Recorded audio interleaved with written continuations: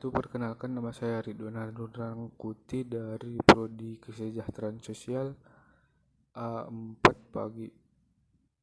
Di sini saya akan sedikit menjelaskan tentang buku yang saya translate.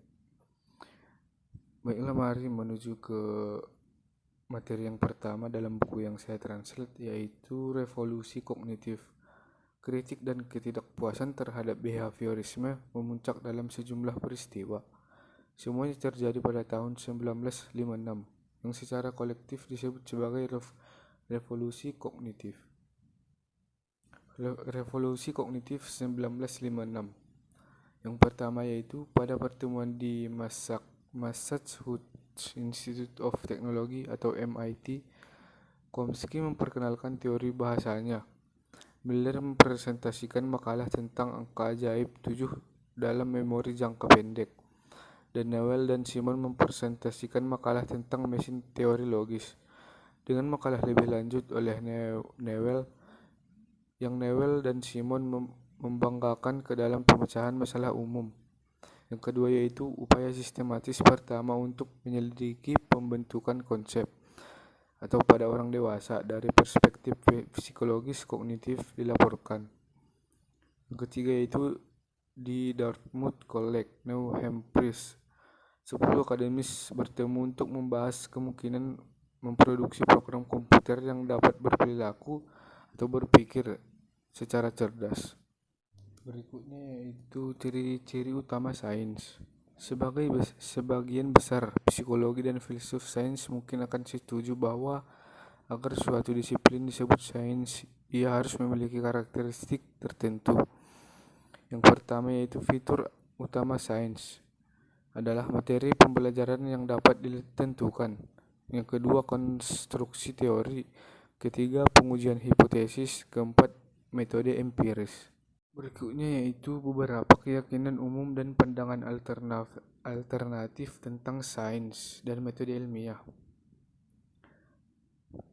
Keyakinan umum menjelaskan yaitu penemuan ilmiah dimulai dengan pengamatan yang sederhana, tidak memihak dan tidak berprasangka.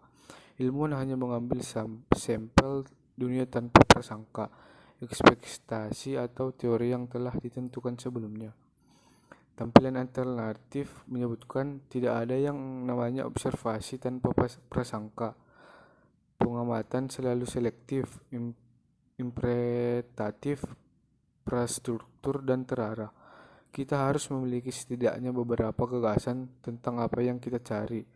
Jika kita tidak dapat mengetahui kapan kita menemukannya, mengutip seorang profesor filsafat menegaskan bahwa apa yang kita sebut data atau yang diberikan lebih tepat disebut capta, atau yang berikutnya yaitu perbandingan antara pandangan klasik induktif tentang sains dan versi revisi Popper. Metode induktif, pengamatan dan metode, dan versi Popper menyebutkan masalah biasanya merupakan sanggahan dari teori atau prediksi yang ada. Metode induktif menyebutkan generalisasi induktif, dan versi Popper solusi yang diusulkan atau teori baru. Metode induktif menyebutkan hipotesa, dan versi Popper menyebutkan pengurangan pernyataan yang dapat diuji atau hipotesis dari teori baru. Hal ini berkaitan dengan metode hipotesis deduktif yang biasanya dikontraskan dengan atau berlawanan dengan metode induktif. Dalam praktiknya, kedua pendekatan tersebut terlibat dalam proses ilmiah dan saling melengkapi. Berikutnya percobaan verifikasi hipotesis, dan versi Popper menyebutkan tes atau upaya untuk menyangkal dengan metode termasuk observasi dan eksperimen.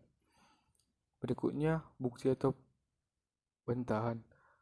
Versi Popper menyebutkan menetapkan preferensi antara teori-teori yang Mungkin cukup sekian hasil dari buku yang saya translate yang dapat saya presentasikan. Kurang dan janggal saya mohon maaf. Saya sudahi dengan Assalamualaikum warahmatullahi wabarakatuh.